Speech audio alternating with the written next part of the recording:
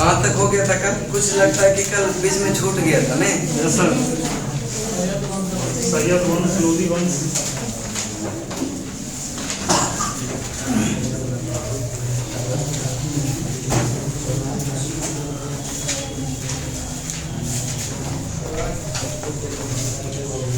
देखिए इसमें जो विविध करवाएंगे ना वो मतलब कि जल्दी करवा देंगे, ठीक है? 10-10 करेंगे तो नहीं ना होगा। पढ़ा हुआ तो ये है, पढ़ा हुआ तो ये है ना।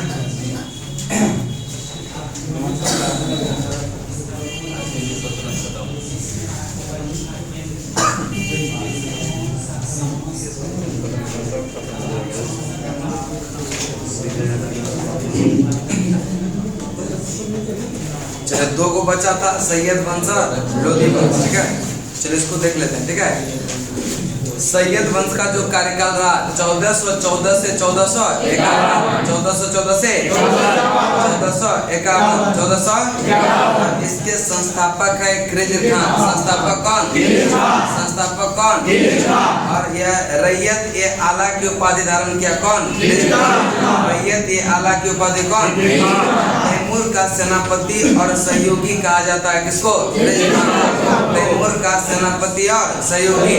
मुल्तान, लाहौर एवं दीपालपुर का शासक इसको नियुक्त किया था किसको? और तैमूर के पुत्र शाहरुख को जो है यह नियमित कर भेजता था किसको? तैमूर के पुत्र यह शाहरुख को, तैमूर के पुत्र यह शाहरुख को जो है यह नियमित कर भेजता था कौन? यह खिज़र खान। नेक्स्ट है कि मुबारकाबाद की स्थापना, यह मुबारक शाह किसने? मुबारकाबाद की स्थापना किसने? नेक्स्ट है शाह की उपाधि धारण किया मुबारक शाह। शाह की उपाधि, शाह की उपाधि याह्या बिन अहमद सरहिंदी को किसका संरक्षण प्राप्त था? मुबारक शाह का। किसका? सैयद वंश की जानकारी मिलती है तारीख ए मुबारक शाही, तारीख ए।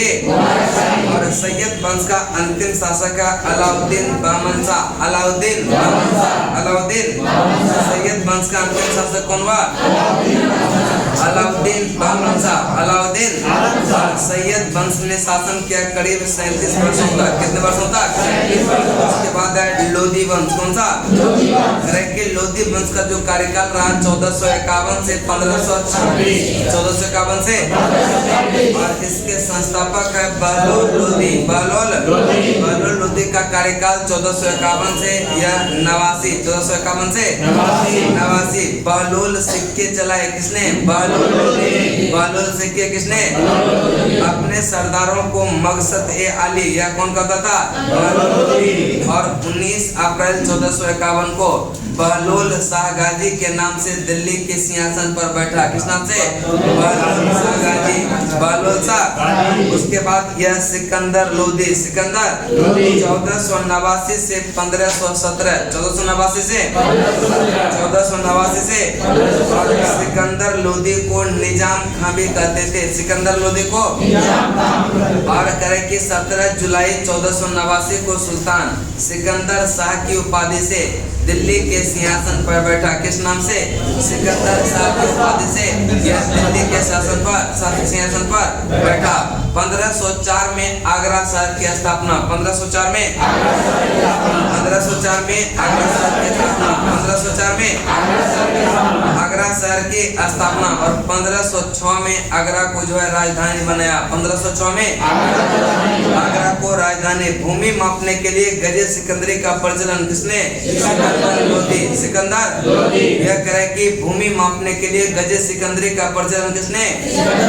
सिकंदर लोधी। सिकंदर कुल रुखी शीर्षक से जो है फारसी कविता यह किसने? सिकंदर लोधी। सिकंदर लोधी। और एक आयुर्वेद ग्रंथ का जो है फारसी में फारंगी सिकंदरी का यह नाम से जो है अनुवाद करवाया कौन? सिकंदर लोधी। सिकंदर लोधी। नगरकोट के ज्वाला मंदिर, यह ज्वालामुखी मंदिर को तोड़वाकर यह उसके टुकड़े को जो है कसाईयों को क्या कहता? मांस तोड़ने के लिए दे दिया था। ठीक है, कसाईयों को मांस तोड़ने के लिए दे दिया था। तजिया निकालने का प्रतिबंध लगा दिया किसने? तजिया निकालने पर प्रतिबंध सिकंदर लोदी। और मुस्लिम स्त्रियों को यह पीरों तथा संतों के मजार पर जाने पर क्या कर दिया?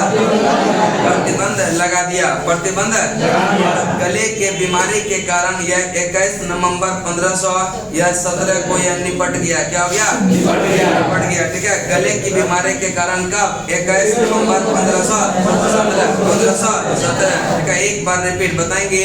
लोदी वंश का संस्थापक कौन है? बहलोल लोदी का कार्यकाल कब से कब? 1451 से 1451 से। बहलोल सिक्के चलाए किसने? बहलोल सिक्के किसने? अपने सरदार को मकसद ए अली किसने? और 19 अप्रैल 1451 को बहलोल शाह गाजी के नाम से दिल्ली के सिंहासन पर बैठा था। कब? 19 अप्रैल 1451। 19 अप्रैल 1451।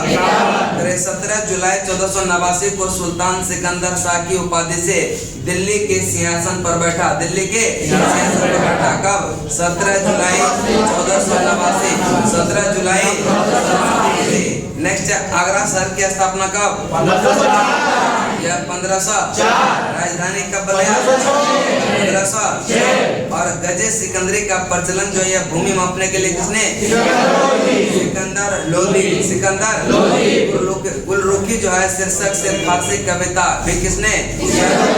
और एक आयुर्वेद, ठीक है, ग्रंथ का फारसी में जो है फरंगी सिकंदरी के नाम से अनुवाद करवाया किसने? सिकंदर लोदी। नगर कोट के ज्वालामुखी मंदिर को तोड़वाकर इसके टुकड़े को कसाईयों को जो मांस तोड़ने के लिए दे दिया। तजिया निकालने पर प्रतिबंध लगाया किसने? सिकंदर लोदी। मुस्लिम स्त्रियों को पीरों तथा संतों के मजार पर जाने पर क्या किया था? प्रतिबंध लगा दिया। और गले की बीमारी के कारण जो है यह 21 नवंबर 1517 को इसका क्या हो गया? मृत्यु हो गया। दिल्ली की मोट मस्जिद सिकंदर लोदी के प्रधानमंत्री यह मियां भैया ने किसने? दिल्ली की मोट मस्जिद का निर्माण सिकंदर लोदी के प्रधानमंत्री यह वजीर मियां भैया ने कब? यह 1505 में 1505। और सिकंदर लोदी भी हिंदू त्योहार होली में भी भाग लेते थे। ये भी कौन? सिकंदर लोदी। और सिकंदर ने अनाज से जो है यह जकात समाप्त कर दिया। ठीक है, सिकंदर ने अनाज से जकात यह समाप्त कर दिया। उसके बाद है इब्राहिम लोदी। इब्राहिम लोदी का जो कार्यकाल रहता है 1517 से लेकर के 1526। और खातोली का युद्ध हुआ था। और खातोली को युद्ध को ही कहते हैं तोखली का युद्ध। खातोली का युद्ध या तोखली का युद्ध जो हुआ था 1517-18 में। 1518 का युद्ध महाराणा सांगा एवं इब्राहिम लोदी। महाराणा सांगा एवं इब्राहिम लोदी, जिसमें कि महाराणा सांगा का क्या हुआ था?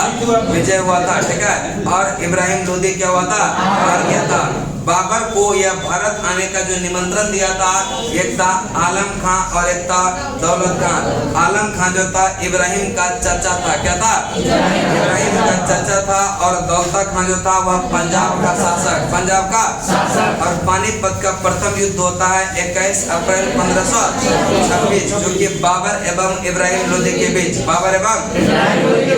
बाबर के योग्य सेनापति श्रेष्ठ युद्ध नीति और तोपखाने के कारण इब्राहिम पराजय हुआ और युद्ध स्थल में ही क्या हुआ? मारा गया। तोप का जो है प्रथम बार प्रयोग किया गया था। ये भी यह पानीपत का प्रथम युद्ध। और प्रमुख तोपची थे उस्ताद अली मुस्तफा। क्या नाम था? यह उस्ताद अली मुस्तफा। और इसी युद्ध में जो है तुगलमा पद्धति का प्रयोग किया था। तुगलमा पद्धति का प्रयोग किया था। बताएंगे खातोली का युद्ध कब हुआ था? यह किसके किसके बीच? इब्राहिम लोदी और महाराणा। और कि बाबर को जो है यह आने का भारत आने का निमंत्रण किसने दिया था? आलम खां और पानीपत का प्रथम युद्ध कब हुआ था?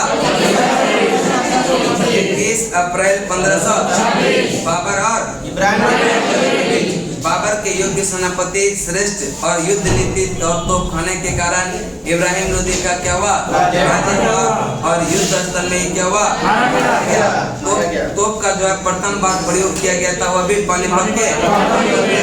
और इसी युद्ध में जो है तुगलमा पद्धति का भी प्रयोग किया गया, तुगलमा पद्धति का प्रयोग किया गया। ठीक है, उसके बाद जो आपका यह प्रधानमंत्री से संबंधित कुछ यहाँ तक करवाए थे ना, ये सदनकालीन व्यवस्था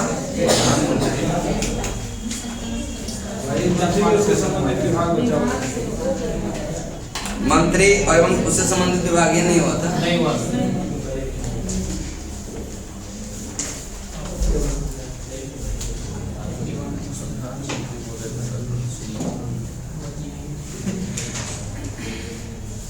चलिए, मंत्री एवं संबंधित विभाग, मंत्री एवं संबंधित विभाग। चलिए, पहला है करे कि राजस्व विभाग का प्रमुख जो था या वजीर, राजस्व विभाग का प्रमुख, राजस्व विभाग का प्रमुख, आय एवं व्यय का लेखा जोखा मुशर्रिफ ए मुमालिक, मुशर्रिफ ए उधार दिए गए धन का हिसाब रखता था मजमू आदर, कौन रखता था? मजमू आदर, कोषाध्यक्ष खजीन, कोषाध्यक्ष दीवान ए अर्ज आरिफ ए मुबालिक, करे कि सैन्य विभाग का प्रमुख या दीवान ए अर्ज या आरिज ए मुमालिक, धर्म विभाग एवं दान विभाग का प्रमुख जो था सदर सुल्तान के बाद न्याय का सर्वोच्च अधिकारी जो होता था काजी उल कजा।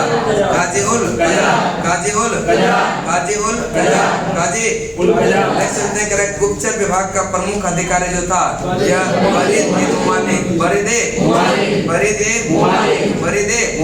नेक्स्ट दान विभाग का प्रमुख जो था यह दीवान ए खैरात, दान विभाग से संबंधित था कौन?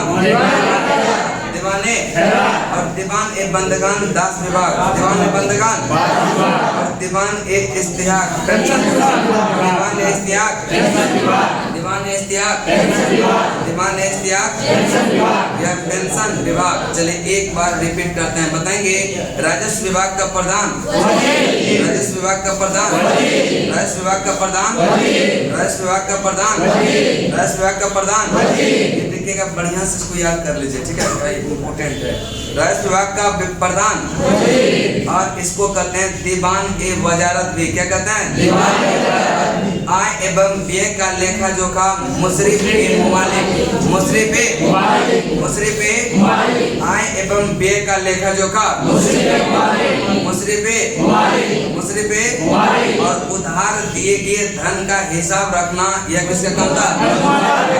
आदर, मजमू, कोषाध्यक्ष खजीन, कोषाध्यक्ष दीवान ए अर्ज आरिज ए मुमालिक, सैन्य विभाग का प्रमुख आरिज ए मुमालिक, धर्म विभाग एवं दान विभाग का प्रमुख सदर सुल्तान के बाद न्याय का यह सर्वोच्च अधिकारी जो होता था काजी, गुप्तचर विभाग का प्रमुख अधिकारी जो होता था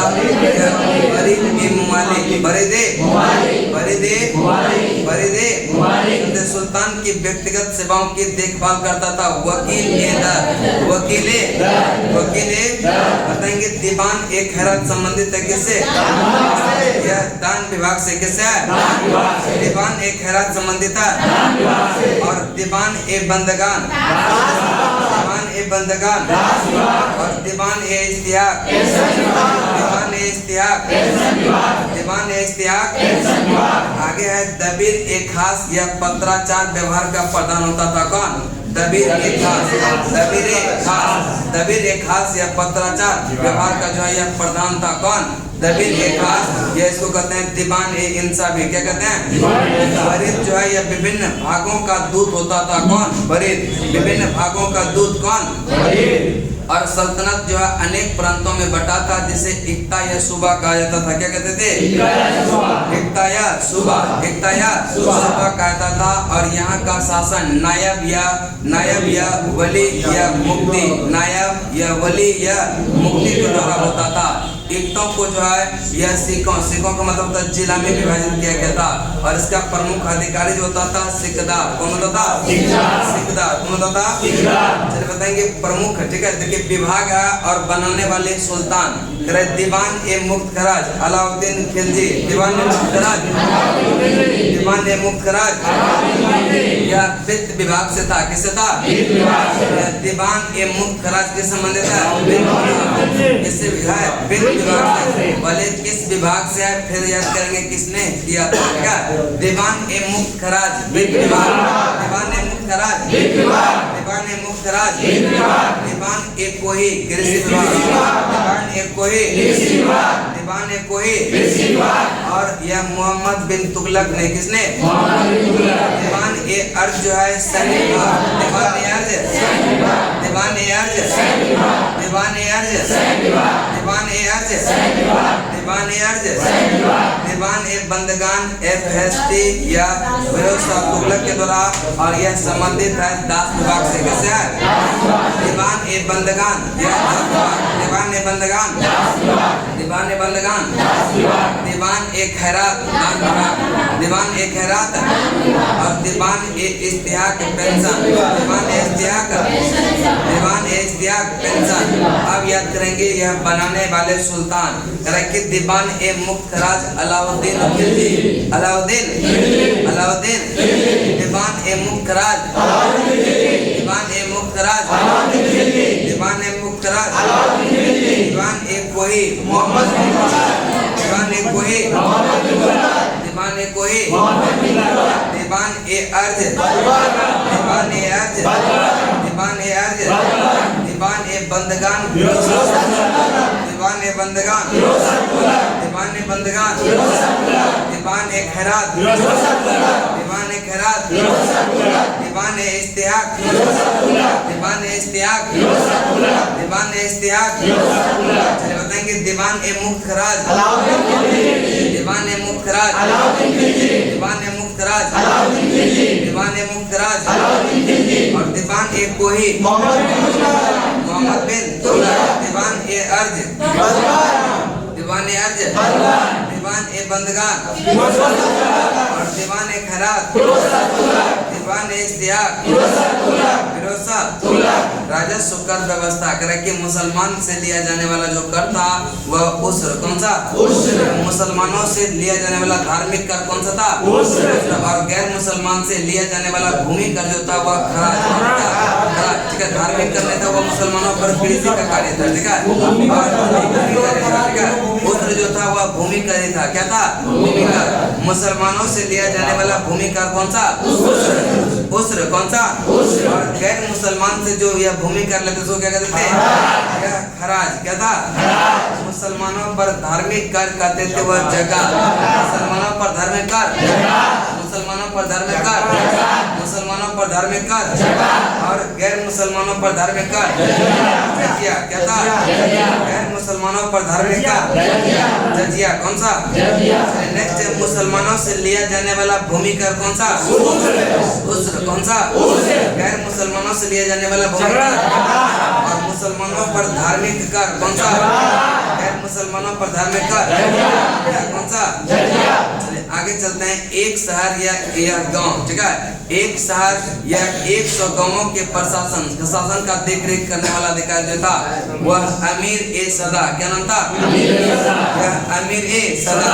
अमीर ए एक शहर या 100 गांव के शासन देख रेख करने वाला अधिकारी कौन था? अमीर ए सदा। अमीर ए शासन का प्रशासन का सबसे छोटी इकाई था ग्राम। क्या था? शासन का प्रशासन का सबसे छोटी इकाई। सबसे प्रभावशाली लोग जो थे खुद जो छोटे जमींदार थे, छोटे जमींदार और उसको मुकद्दम मुखिया। ठीक है, और ग्राम का एक पटवारी होता था। ग्राम का एक और सुल्तान के अस्थायी सेना जिसको कहते थे खास के। क्या कहते हैं? सुल्तान के अस्थायी सेना को सल्तनत काल में बारूद की सहायता से गोला फेंकने वाला मशीन को कहते थे मंगली के बम अर्रा। मंगली के बम सल्तनत काल में बारूद की सहायता से गोला फेंकने वाला मशीन को कहते थे मंगली के बम। एकता प्रथा समाप्त किया अलाउद्दीन खिलजी। एकता प्रथा समाप्त किया शुरू किया था शुरू किया सल्तनत काल में लगान निर्धारण करने वाली जो मिश्रित प्रणाली को कहते थे मुक्तई। क्या कहते हैं? सल्तनत काल में लगान निर्धारण करने वाले मिश्रित प्रणाली को मुक्तई मुक्तई, क्या कहते हैं? और सुल्तान काल में, ठीक है, सल्तनत काल में जो है लगान निर्धारण करने वाले मिश्रित प्रणाली को मुक्तई। और मसाहत जो है यह क्षेत्रफल के आधार पर लगान, ठीक है, मसाहत यह क्षेत्रफल के आधार पर लगान को वसूला जाता था। और यह शुरू किया था अलाउद्दीन खिलजी, अलाउद्दीन। और एकता प्रथा शुरू किया था किसने? फिरोज शाह, किसने? दोबारा शुरू किया था फिरोज शाह, दोबारा किसने शुरू किया? एकता प्रथा दोबारा शुरू किया फिरोज शाह तुगलक। और सल्तनत कालीन कानून आधारित था शरीयत, कुरान एवं हदीस पर। किस पर था? शरीयत, कुरान एवं हदीस, शरीयत, कुरान एवं हदीस। यहाँ पर है यह सल्तनत काल, यह जो था 10 अश्रोही, एक सर एक खेल, 10 अश्रोही, यह 10 अश्रोही क्या होता था? एक सर एक खेल। और 10 सर एक खेल को कहते हैं एक 10 एक सर, ठीक है, 10 सिपहसालार को क्या कहते हैं? एक अमीर, एक अमीर। और 10 अमीर को एक मलिक, 10 अमीर को और 10 मलिक को एक खान, 10 मलिक को चलिए बताएंगे 10 अश्रोही बराबर होता था किसके? एक सर एक खेल का, एक सर एक। और 10 सर एक सर एक खेल होता था किसका? एक सिपहसालार, एक सिपहसालार। और 10 सिपहसालार होता था एक अमीर। और 10 अमीर होता था मलिक। और 10 मलिक होता था 10 मलिक होता था 10 मलिक होता था एक खान के। उसके बाद आपका विजयनगर का साम्राज्य, ठीक है, विजयनगर का साम्राज्य में देखिएगा, याद करना होगा। ऐसे एक बॉक्स और है ना, प्रसिद्ध यह कारण, ठीक है, प्रसिद्धि के कारण और स्थान। अच्छा किस्म के चावल के लिए सरस्वती, कौन सा? अच्छे किस्म के चावल के लिए। और व्यापारियों का तीर्थ स्थल के रूप में अनिल और रेशमी रजाइयों के लिए सतगांव, रेशमी रजाइयों के लिए, रेशमी रजाइयों के लिए। और नील उत्पादन के लिए आगरा, नील उत्पादन के लिए। सोने चांदी व जरी काम के लिए, सोने या चांदी एवं जरी कलम के लिए। अच्छे किस्म के चावल के लिए, अच्छे किस्म के चावल के लिए। व्यापारियों का तीर्थ स्थल के रूप में। और रेशमी रजाइयों के लिए नील, ठीक है, नील उत्पादन के लिए। सोने चांदी व जरी कलम के लिए बनारस, कौन सा? बनारस। चलिए आगे चलते हैं विजयनगर का साम्राज्य, ठीक है, विजयनगर का साम्राज्य, ठीक है। यह विजयनगर का साम्राज्य करे कि यह इसकी स्थापना होता है 1336 किसके काल में? मोहम्मद बिन तुगलक का जो कार्यकाल रहा वह 1325 से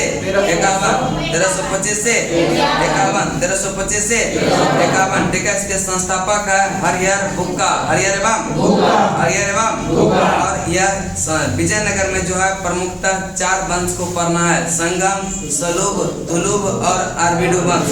संगम, सलूब, तुलुब और संगम वंश का जो स्थापना हुआ, यह जो कार्यकाल रहा संगम वंश का, यह 1336 से 1485, 1336 से 1485। और सालूब वंश का जो रहा 1485 से 1505, ठीक है, 1450 से 1500।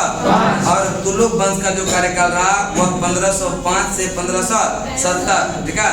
और आर्बिडो वंश का 1570 से 1650, ठीक है, 1650। और उसके बाद है संगम वंश। संगम वंश का जो प्रमुख शासक है हरिहर, कौन है? हरिहर प्रथम। हरिहर प्रथम का जो कार्यकाल रहा 1336 से 56, 36 से। हरिहर प्रथम का कार्यकाल कब से कब? 1336 से 1336 से 56। उसके बाद बुक्का प्रथम का कार्यकाल कब से कब? 1356 से 77, यह 1356 से 1377। हरिहर द्वितीय का 77 से 1404, 1377 से। और देवराय प्रथम का 1406 से 1422, 1406 से 1406 से। और देवराय द्वितीय का, ठीक है, देवराय द्वितीय का 1422 से 1442, 1422 से 1442, और सालुक वंश का जो है नरसिंह सालुक, कौन सा, और तुलुक वंश का वीर नरसिंह तुलुक, कृष्ण देवराय, अच्युत देव और सदाशिव, और आर्बिडो वंश में 2 शासक को पढ़ना है, तिरुमल और श्रीरंग द्वितीय, तिरुमल और श्रीरंग। पहला आपका संगम वंश का जो होता है हरिहर प्रथम, कौन, हरिहर प्रथम, संगम वंश का प्रथम शासक कौन हुआ, हरिहर प्रथम, हरिहर संगम वंश का प्रथम शासक हरिहर प्रथम, हरिहर। राजधानी जो है यह अनेगोंडी, ठीक है, अनेगोंडी से हम्पी, अनेगोंडी से हम्पी, अनेगोंडी से हम्पी, किसने क्या था, हरिहर प्रथम, हरिहर। राजधानी जो है अनेगोंडी से हम्पी, किसने, हरिहर प्रथम, हरिहर। होयसल को जीतकर विजयनगर में मिलाया कौन, हरिहर प्रथम, हरिहर। और यह राजभाषा जो था इसका तेलुगु, क्या था, राजभाषा क्या था, राजभाषा तेलुगु। संगम वंश का प्रथम शासक कौन हुआ, हरिहर प्रथम, बोलिए ना, क्या है हम बोल रहे हैं, हरिहर प्रथम, हरिहर, हरिहर। राजधानी जो है अनेगोंडी से हम्पी, हरिहर प्रथम, हरिहर। नेक्स्ट है होयसल को जीतकर विजयनगर में मिलाया कौन, हरिहर, हरिहर। राजभाषा तेलुगु, राजभाषा, राजभाषा, कुछ मिलेगा कुछ नहीं मिलेगा, ठीक है, लूसेंट में, ठीक है। चलो बताएंगे वेद मार्ग प्रतिष्ठापक की उपाधि जो धारण किया था, बुक्का प्रथम, बुक्का, बुक्का प्रथम, बुक्का। वेद मार्ग प्रतिष्ठापक की उपाधि किसने, बुक्का प्रथम। चीन में एक दूत मंडल भेजा था कौन, बुक्का प्रथम, बुक्का। और कृष्णा नदी को विजयनगर एवं बहमनी साम्राज्य का सीमा माना था बुक्का प्रथम ने, बुक्का। कृष्णा नदी को एवं कृष्णा नदी को विजयनगर और बहमनी साम्राज्य का क्या माना था, सीमा, ठीक है। यह नेक्स्ट चलते हैं संगम शासकों में, यह पहले जो है महाराजा धीराज की उपाधि धारण किया था हरिहर द्वितीय, हरिहर द्वितीय। संगम शासकों में पहले यह महाराजा धीराज की उपाधि किसने धारण किया, हरिहर द्वितीय, हरिहर। और शिव के विरूपाक्ष रूप का उपासक था कौन, हरिहर द्वितीय, हरिहर। उसके बाद है देवराय प्रथम, देवराय। इटली यात्री निकोलो कांटी विजयनगर की यात्रा पर आया था, वह देवराय प्रथम के काल में, देवराय प्रथम के, देवराय प्रथम के। हरविलास एवं तेलुगु कवि श्रीनाथ को जो है संरक्षण प्रदान किया देवराय प्रथम, देवराय। और तुर्की तीरंदाजों को सेना में शामिल किया कौन, देवराय प्रथम। और फिरोज यह बहमनी ने जो है यह विजयनगर पर आक्रमण किया, यह किसके काल में, देवराय प्रथम, देवराय। और तुंगभद्रा नदी पर बांध बनाया, हरिहर नदी पर भी बांध बनाया था कौन, देवराय। इटली यात्री निकोलो कांटी विजयनगर किसके काल में था, यह देवराय, देवराय। और हरविलास एवं जो है यह तेलुगु कवि यह श्रीनाथ के संरक्षण प्रदान किया था किसने, यह देवराय प्रथम, देवराय। और तुर्की तीरंदाजी को सेना में जो है शामिल किया था कौन, देवराय प्रथम, देवराय। और फिरोज बहमनी ने जो है विजयनगर पर आक्रमण किया था किसके काल में, देवराय प्रथम। और तुंगभद्रा नदी पर बांध बनाया, हरिहर नदी पर भी बांध बनाया कौन, देवराय। संगम वंश का सबसे प्रतापी राजा जो हुआ, देवराय द्वितीय, देवराय। संगम वंश का सबसे प्रतापी राजा कौन हुआ, इमाडी देवराय के नाम से देवराय द्वितीय, इमाडी देवराय के नाम से। गजबेटकर की उपाधि भी देवराय द्वितीय, गजबेटकर की उपाधि, गजबेटकर की उपाधि, गजबेटकर की उपाधि। और अब्दुल रज्जाक विजयनगर आया था देवराय द्वितीय के काल में, किस काल में, देवराय द्वितीय, देवराय। और संस्कृत ग्रंथ या महानाटक सुधानिधि एवं ब्रह्मसूत्र का जो है यह भाष लिखा था किसमें, यह देवराय द्वितीय, देवराय। संगम वंश का अंतिम शासक जो हुआ विरूपाक्ष द्वितीय, कौन हुआ, संगम वंश का अंतिम शासक कौन हुआ, विरूपाक्ष द्वितीय, जिससे जो है सलूब नरसिंह ने मार करके यह सालुब वंश की स्थापना किया। यह विरूपाक्ष द्वितीय को सलूब नरसिंह ने यह मार करके कौन सा वंश स्थापना किया? सालुब वंश का। कौन सा? एक बार रिपीट बताएंगे। वेद यह मार्ग प्रतिष्ठापक की उपाधि किसने? बुक्का प्रथम। बुक्का। और चीन में एक दूत मंडल भेजा था कौन? बुक्का प्रथम। बुक्का। कृष्णा नदी को विजयनगर एवं बमनी साम्राज्य का सीमा माना था कौन? बुक्का प्रथम। संगम शासकों में यह पहले महाराजा धीराज की उपाधि कौन? हरिहर द्वितीय। हरिहर शिव के विरूपाक्ष रूप का उपासक था कौन? हरिहर द्वितीय। हरिहर इटली यात्री निकोलो कांटे विजयनगर की यात्रा पर देवराय हरविलास एवं तेलुगु कवि श्रीनाथ को संरक्षण प्रदान भी किया था कौन? देवराय। तुर्की तीरंदाजों को सेना में शामिल किया गया। देवराय। फिरोज बहमनी ने विजयनगर पर आक्रमण किया। देवराय। तुंगभद्रा नदी पर यह बांध बनाया कौन? हरिहर नदी पर भी बांध बनाया था। संगम वंश का सबसे प्रतापी राजा हुआ देवराय। और इमाडी देवराय के नाम से किसको? इमाडी देवराय के नाम से अम्बेडकर की उपाधि। अब्दुल रज्जाक विजयनगर आया था। चलते हैं, संगम वंश का अंतिम शासक कौन हुआ? विरूपाक्ष द्वितीय। विरूपाक्ष। संगम वंश का अंतिम शासक कौन हुआ? विरूपाक्ष द्वितीय, जिसे सालुब नरसिंह ने मार दिया। और कौन सा वंश का स्थापना किया? सालुब वंश की स्थापना। सालुब वंश के। उसके बाद है सालुब वंश। सालुब वंश का जो कार्यकाल रहा था वह 1485 से 1505 या 6 नेक्स्ट है नरसिंह सालुब। यह अपने वंश का एकमात्र शासक था कौन? नरसिंह सालुब। नरसिंह। उसके बाद है तुलुब वंश। कौन सा? तुलुब वंश का जो रहा यह इसका संस्थापक है वीर नरसिंह तुलु। वीर नरसिंह। यह वीर नरसिंह तुलु। ठीक है, वीर नरसिंह तुलु। वीर नरसिंह तुलुब वंश का संस्थापक कौन? यह वीर नरसिंह तुलु। वीर नरसिंह। यह उसके बाद है कृष्ण देव राय। कृष्ण देव राय 8 अगस्त 1509 को शासक बना कौन? कृष्णदेव। और इसका जो कार्यकाल रहा 1509 से लेकर के 29 तक। 1509 से 29। और कृष्ण देव राय का 1529 में क्या हुआ था? यह मृत्यु हो गया था। सालुब तिम्मा मंत्री एवं सेनापति था किसके? कृष्ण देव राय। सालुब तिम्मा मंत्री एवं सेनापति थे। और नेक्स्ट है बाबरनामा में जो है यह भारत पर यह सर्वाधिक जो शक्तिशाली शासक था। भारत का जो सर्वाधिक शक्तिशाली बाबरनामा में किसको बताया गया? कृष्णदेवराय को। कृष्ण। पुर्तगाली यात्री डोमियस। ठीक है, डोमिगोस पायस यह विजयनगर आया था किसी काल में? कृष्ण देवराय। कृष्ण। 8 सर्वश्रेष्ठ यह कवि निवास करते थे किसके काल में? कृष्ण देवराय के दरबार में। कृष्ण देवराय के। तेलुगु साहित्य का क्लासिक युग भी कहते हैं कृष्ण देवराय के काल का। कृष्ण देवराय के तेलुगु साहित्य का क्लासिक युग कहते हैं कृष्ण देवराय के काल को। और तेलुगु में अमुक्त मलयालम एवं संस्कृत में जामवंती कल्याणम की रचना किया। यह किसने? कृष्ण देवराय के काल में। कृष्ण देवराय के। और यह नागलापुर नामक नगर बसाया था किसने? कृष्ण देवराय।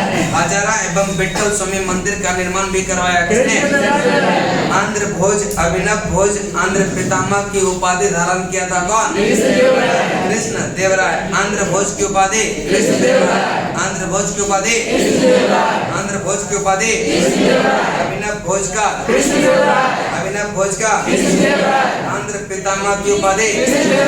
और पुर्तगाली यात्री अल्बुकर्क जो समकालीन था वह किसके? कृष्णदेव राय के। कृष्णदेव राय के। कृष्णदेव। चलिए बताएंगे 8 अगस्त 1509 को शासक बना कौन? और यह 1509 से लेकर के 1529 और 1529 में यह क्या हुआ? सालुतिम्मा मंत्री एवं सेनापति थे किसके? बाबरनामा में भारत पर सर्वाधिक जो है शक्तिशाली शासक किसको बताया गया? कृष्णदेव राय को। किसको? पुर्तगाली यात्री डोमिगोस पायस विजयनगर आया था किसे काल में? 8 सर्वश्रेष्ठ कवि या अष्टदिग्गज निवास करते थे किसके दौर में? तेलुगु साहित्य का क्लासिक युग किसको?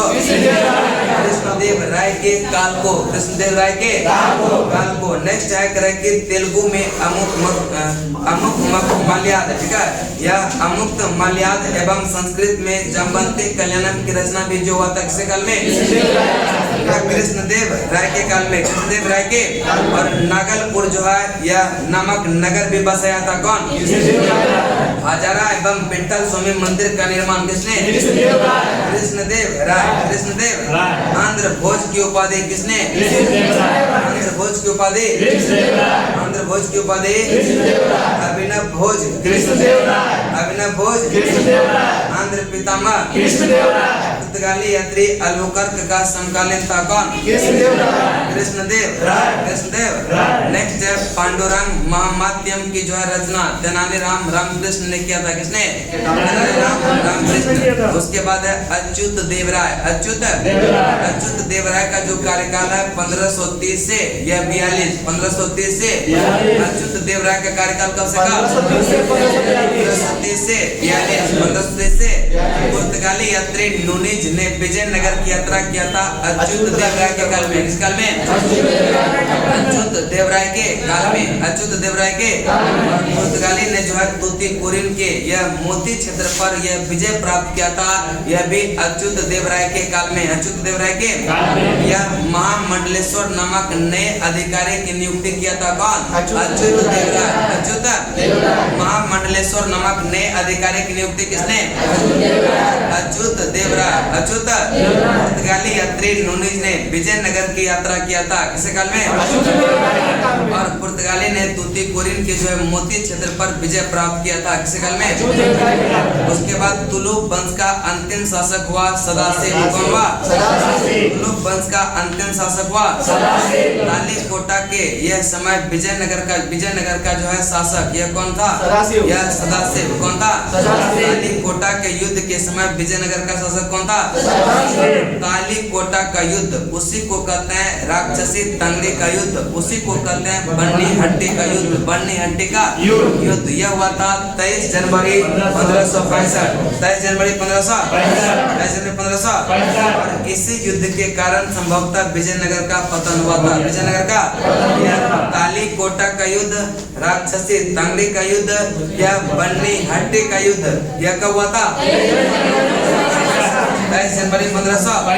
और इसी युद्ध के कारण क्या हुआ था? विजयनगर का पतन हुआ था। और तालीकोटा युद्ध में विजयनगर का नेतृत्व कर रहा था रामराय, जो कि सदाशिव का सेनापति था। सदाशिव का सेनापति था। तालीकोटा युद्ध के बाद सदाशिव ने तिरुमल के सहयोग से यह पेनुकोंडा की राजधानी बनाकर शासन करना आरंभ किया था। पेनुकोंडा को राजधानी बनाकर शासन करना आरंभ किया था। उसके बाद है आर्बिडू वंश। कौन सा? आर्बिडू वंश जो चला था यह 1570 से 1600 या 50 भी कहीं कहीं देता है, कहीं कहीं 72 भी देता है, ठीक है। इसका स्थापना किया था तिरुमल ने सदाशिव को हराकर। तिरुमल ने किया था किसको हराकर? सदाशिव को हराकर। आर्बिडू वंश का अंतिम शासक है रंग तृतीय। चलिए एक बार रिपीट करते हैं, बताएंगे। महामंडलेश्वर नामक नए अधिकारी की नियुक्ति किसके समय हुआ था? अच्युत। महामंडलेश्वर नामक नए अधिकारी की नियुक्ति अच्युत देव राय। अच्युत। पुर्तगाली यात्री नूनीज ने विजयनगर की यात्रा किया था किसी काल में? अच्युत देव राय के काल में। अच्युत। पुर्तगालियों ने जो है तूतीकोरिन के मोती क्षेत्र पर विजय प्राप्त किया था किसी काल में? तुलुप वंश का अंतिम शासक हुआ सदाशिव। कौन हुआ? तुलुप वंश का अंतिम शासक। और तालीकोटा के युद्ध के समय विजयनगर का शासक कौन था? सदाशिव। कौन था? तालीकोटा का युद्ध, यह राक्षसी तंगड़ी का युद्ध, यह बन्नी हट्टी का युद्ध कब हुआ था? 23 जनवरी 1500। इसी युद्ध के कारण यह पतन हुआ किसका? कालीकोटा के युद्ध में विजयनगर का नेतृत्व कौन कर रहा था? रामराय। कौन कर रहा था? और जो कि सदाशिव का सेनापति था, सदाशिव का। उसके बाद तालीकोटा के युद्ध के बाद सदाशिव ने यह तिरुमल के सहयोग से यह पेनुकोंडा को राजधानी बनाया और शासन करना आरंभ किया। फिर आता है आर्बिडो वंश, और आर्बिडो वंश का संस्थापक जो है यह तिरुमल ने किसको? सदाशिव को मारकर, ठीक है, सदाशिव को हटाकर जो है किया था कौन? यह तिरुमल ने। आर्बिडो वंश का अंतिम शासक कौन हुआ? यह रंग तिरकिया। मैसूर राज्य की स्थापना किया था वोडेयार ने। किसने? मैसूर राज्य की स्थापना। और यह आर्बिडो शासक वेंकट द्वितीय के काल में, किसे काल में? वेंकट द्वितीय के काल में। इसके बाद है यात्री, बॉक्स में देखिएगा कि यात्री और जो है विजयनगर वाला यह प्रमुख विदेशी यात्री निकोलो कांटी, यह कहाँ के थे? निकोलो कांटी,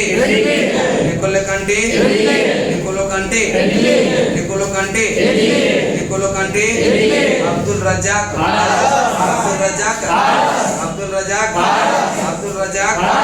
नूनीज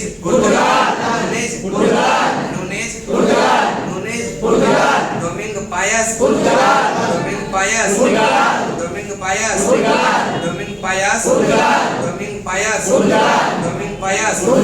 नेक्स्ट चलते हैं करें कि बारबोसा पुर्तगाल में। बारबोसा निकोलो कांटी जो आया था 1420 में। कब आया था? निकोलो कांटी कब आया था? 1420। अब्दुल रजाक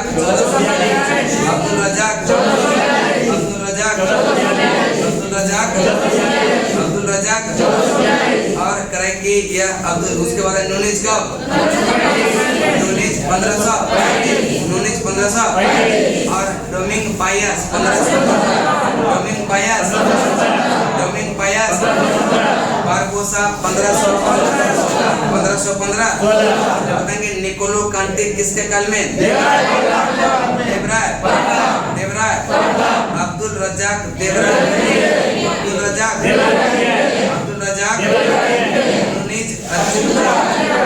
नूनीज किसके काल में?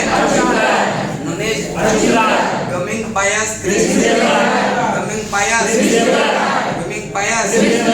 और बारबोसा विजयनगर साम्राज्य का इकाई। यह क्रम घटते क्रम में प्रांत को कोट्टम या यह बलनाडु, ठीक है, कोट्टम या यह बलनाडु, ठीक है, और उसके बाद नाडु।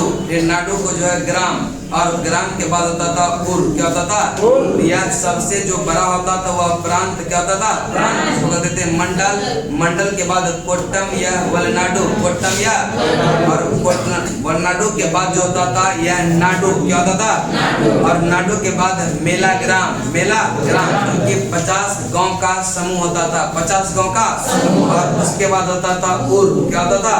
उर होता था ग्राम, उर होता था सेनानायक को नायक, इसको भू सामंत और इसके वेतन के रूप में विशेष भूखंड देते थे, जिससे जो है अमरम कहलाता था। कहलाता था सेना नायक को जो है यह नायक कहते थे, और इसको भू सामंत भी कहते थे। और इसको वेतन नहीं दे करके इसको वेतन के रूप में विशेष भूखंड दिया जाता था, जिसको कहते थे क्या कहते थे? अयंगर व्यवस्था। ग्रामीण हेतु 12 प्रशासकीय अधिकारी के समूह होता था, ठीक है, उसको कहते थे अयंगर व्यवस्था। क्या कहते हैं? ग्रामीण को शासन के लिए जो है यह 12 प्रशासकीय अधिकारी होता था, और इसका वेतन जो होता था लगान मुक्त और कर मुक्त भूमि, यानी कि जो 12 प्रशासकीय अधिकारी होता था उसको जो भूमि दिया जाता था उस पर टैक्स वसूला नहीं जाता था, और पद को बेचने एवं गिरवी रख सकता था। यानी कि जिसको यह 12 प्रशासकीय जो अधिकारी होता था यह अपना पद को या तो बेच सकता था या उसको गिरवी भी रख सकता था। ग्रामीण स्तर की कोई संपत्ति इन अधिकारियों की अनुमति के बिना न तो बेची जा सकती थी और न ही दान दी जा सकती थी। यानी यही 12 अधिकारी क्या होता था? मेन होता था। इसके बिना जो गांव का संपत्ति होता था ना तो किसी को दान दे सकते हैं और ना ही बेच सकते थे, ठीक है। यह विजयनगर साम्राज्य का इकाई का क्रम जो है घटते क्रम में सबसे बड़ा था प्रांत या मंडल, प्रांत या और मंडल के बाद जो है यह कौन सा, यह कोट्टम या वलनाडु, कोट्टम या वलनाडु, कोट्टम या, और वलनाडु के बाद नाडु, वलनाडु के बाद, और नाडु के बाद मेलाग्राम, नाडु के बाद मेलाग्राम, मेलाग्राम के बाद उर, मेलाग्राम के बाद उर। सेना नायक को कहते थे नायक, सेना नायक को, सेना नायक को, इसे कहते थे भू सामंत, क्या कहते हैं, भू सामंत। इसको वेतन के रूप में विशेष भूखंड दिया जाता था और जिसे कहते थे अमरम, क्या कहते हैं।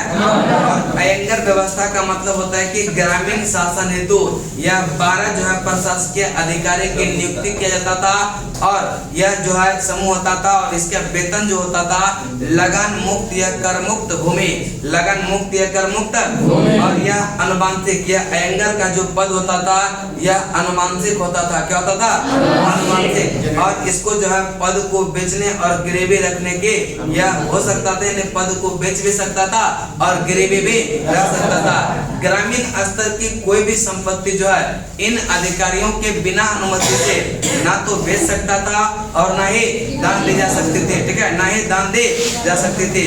उसके बाद जमीन के क्रय विक्रय से संबंधित यह समस्त दस्तावेज यह कर्णिक नामक अयंगर के पास, किसके पास, और कि विजयनगर की आय का सबसे बड़ा स्रोत लगान था और इसका दर जो था उपज का 1/6, उपज का 1/6, कि विजयनगर का आय का जो सबसे बड़ा स्रोत था वह लगान था, क्या था, जो कि इसका दर लगान का था उपज का 1/6, उपज का 1/6। विवाह कर जो है बर वधू दोनों से लिया जाता था, विवाह कर बर वधू से, ठीक है, बर वधू दोनों से, और विधवा से जो है विवाह कर यह मुक्त था, यानी कि विधवा से विवाह करने पर वह कर नहीं लगता था, विधवा से विवाह करना कर मुक्त था, क्या था, कर मुक्त था। और विशेष सेवाओं के बदले दी जाने वाले लगान मुक्त भूमि यह भू धारण पद्धति को उबनली, क्या कहते हैं, यह उबनली, क्या कहते हैं, कि विशेष सेवाओं के बदले दी जाने वाले लगान मुक्त भूमि की यह भू धारण पद्धति को क्या कहते हैं, उबनली, क्या कहेंगे। और युद्ध में जो है शौर्य का प्रदर्शन करने वाले मृत लोगों के परिवार को दी गई भूमि तो रक्त कोड़गे कहते हैं, क्या कहते हैं, रक्त कोड़गे, क्या कहते हैं। युद्ध में शौर्य का प्रदर्शन करने वाले यह मृत लोग के परिवार, जिसका जो है परिवार वह मतलब शहीद हो गया और उसके परिवार को जो भूमि दिया जाता था उसको कहते थे रक्त कोड़गे, क्या कहते हैं, रक्त कोड़गे। युद्ध में शौर्य का प्रदर्शन करने वाले मृत लोगों के परिवार को दी गई भूमि को क्या कहते हैं, रक्त कोड़गे, रक्त कोड़गे। नेक्स्ट है ब्राह्मण, यह मंदिर यह बड़े भूस्वामी जो कि स्वयं कृषि नहीं करते थे या किसानों को पट्टे पर भूमि दे देते थे, ऐसे भूमि को कहते हैं कुट्टगी, क्या कहते हैं, कि ब्राह्मण मंदिर यह बड़े स्वामी। अभी भी देखते हैं ना गांव में जो किसान, बड़ा किसान रहता है अपने से खेती नहीं करता, या तो बटाई दे देता है या फिर नहीं 10 साल में जो है टोटल ले लेता है 5 मन 6 मन, मतलब उस टाइप से ले लेता है, ठीक है। हाँ, जो है ब्राह्मण या फिर मंदिर या बड़े भूस्वामी जो स्वयं कृषि नहीं करते थे या किसानों को पट्टे पर भूमि दे देता था, ऐसे भूमि को क्या कहते हैं, यह कुट्टगी, क्या कहेंगे। और वे कृषक मजदूर जो भूमि के क्रय विक्रय के साथ ही हस्तांतरित हो जाता था उसको कहते हैं कुदी। ऐसा पहले होता था कि भूमि जैसे बेच दिया, ठीक है, या भूमि के साथ साथ जो मजदूर उस पर काम करता था वह भी मतलब उसी के साथ बेचा जाता था, ठीक है, उसको कहते हैं क्या, कुदी, क्या कहते हैं, कि वह कृषक मजदूर जो भूमि के क्रय विक्रय के साथ हस्तांतरित हो जाता था उसको क्या कहते हैं, कुदी, क्या कहेंगे। और विजयनगर का सैन्य विभाग जो था कदाचार, क्या था, इसके उच्च अधिकारी को दंडनायक या सेनापति, दंडनायक या सेनापति। और टकसाल विभाग को कहते हैं जोड़ी खाना, टकसाल विभाग को, टकसाल विभाग को व्यापार में निपुण दस्तकार वर्ग के लोग को कहते थे वीर पंजाब, क्या कहते हैं। उत्तर भारत से दक्षिण भारत में बसे लोग को बढ़ावा, क्या कहते हैं, बढ़ावा, क्या कहते हैं, उत्तर भारत से दक्षिण भारत में बसे लोग को क्या कहते हैं? बड़वा। क्या कहते हैं? दास प्रथा जो है इसमें प्रचलित था। दास प्रथा प्रचलित था। और मनुष्य के क्रय विक्रय को यह बेशबग कहा जाता था। मनुष्य के क्रय विक्रय को क्या कहते हैं? यह बेशबग। क्या कहते हैं? मंदिर में रहने वाली स्त्री को देवदासी। मंदिर में रहने वाली स्त्री को मंदिर में रहने वाली स्त्री को मंदिर में रहने वाली स्त्री को और इसको आजीविका के लिए भूमि या नियमित वेतन दिया जाता था। भूमि या नियमित वेतन दिया जाता था। ठीक है। नेक्स्ट देखिए गौसम में मठ पे रहता है संत रहता है ना, तो संत के नाम मतलब वो मठ के नाम से बहुत सारा जमीन रहता है। ठीक है। उसी पर क्या करता है वो अपना जीवन यापन करते रहता है। बाकी तो ठगियो लेता है। क्या चमन प्रास बनाएगा, ये बनाएगा, समझ ना। चल नेक्स्ट आया करे कि विजयनगर की मुद्रा था पैगोडा। क्या नाम था? पैगोडा। बहमनी राज्य की मुद्रा होन। बहमनी राज्य की मुद्रा होन। विजयनगर की मुद्रा पैगोडा। विजयनगर का सर्वाधिक प्रसिद्ध सिक्का यह स्वर्ण का वरा। कौन सा? स्वर्ण का वरा। स्वर्ण का जिसे विदेशी यात्रियों ने होन या परदोष या फिर पैगोडा के रूप में उल्लेखित किया। और चांदी के छोटे सिक्के या तार कहलाते हैं। क्या कहलाते हैं? एक बार रिपीट लास्ट जल्दी से। ठीक है। बताएंगे जमीन के क्रय विक्रय या संबंधित दस्तावेज ये जो होता था कर्णिक नामक अयंगर। कर्णिक नामक विजयनगर की जो है आय का सबसे बड़ा स्रोत लगान था। क्या था? लगान का दर कितना? उपज का 1%। विवाह कर यह वर और वधू दोनों से, विधवा से विवाह करने पर कर मुक्त था, टैक्स फ्री था। ठीक है। और विशेष सेवाओं के बदले दी जाने वाली लगन मुक्त भूमि या भूधारण पद्धति को क्या कहते हैं? उमनली। क्या कहेंगे? या नेक्स्ट है युद्ध में शौर्य का प्रदर्शन करते हुए जो मृत्यु हो गया, जो शहीद हो गया, उसके परिवार को दी गई भूमि को क्या कहते हैं? रक्त कोड़गे। रक्त ब्राह्मण मंदिर या बड़े भूस्वामी जो स्वयं कृषि नहीं करते थे, किसानों को पट्टे पर दे देते थे, ऐसे भूमि को कुट्टगी। क्या कहते हैं? एक कृषक मजदूर जो या भूमि के क्रय विक्रय के साथ भी हस्तांतरित हो जाते थे। क्या कहते हैं? विजयनगर का सैन्य विभाग कदाचार और उच्च अधिकारी सेनापति क्या टक्साल विभाग को कहते हैं जोड़ी। टक्साल विभाग को व्यापार में निपुण जो है दस्तकार वर्ग के लोग को कहते हैं वीर पंजाब। क्या कहते हैं? उत्तर भारत से दक्षिण भारत में बसे लोग को और दास विभाग इसमें प्रचलित था। मनुष्य के क्रय विक्रय को कहते हैं बेशबग। क्या कहते हैं? बेशबग। और मंदिर में रहने वाली स्त्री को देवदासी और इसके आजीवन के लिए जो है भूमि या नियमित वेतन दिया जाता था। विजयनगर की मुद्रा पैगोडा। विजयनगर की मुद्रा बहमनी राज्य की मुद्रा होन। क्या है? होन। विजयनगर का सर्वाधिक प्रसिद्ध जो है सिक्का स्वर्ण का था जिसका नाम था वरा। क्या नाम था? वरा। जिसे विदेशी यात्री ने होन परदोष या पैगोडा के रूप में उल्लेखित किया। चांदी के छोटे सिक्के तार कहलाते हैं। क्या कहलाते हैं? उसके बाद आपका है बहमनी साम्राज्य। ठीक है। बहमनी साम्राज्य आज नहीं चलेंगे कल। ठीक है। आज यही तक। ठीक है। बाकी कल आइए। कल होगा अभी क्लास चलेगा।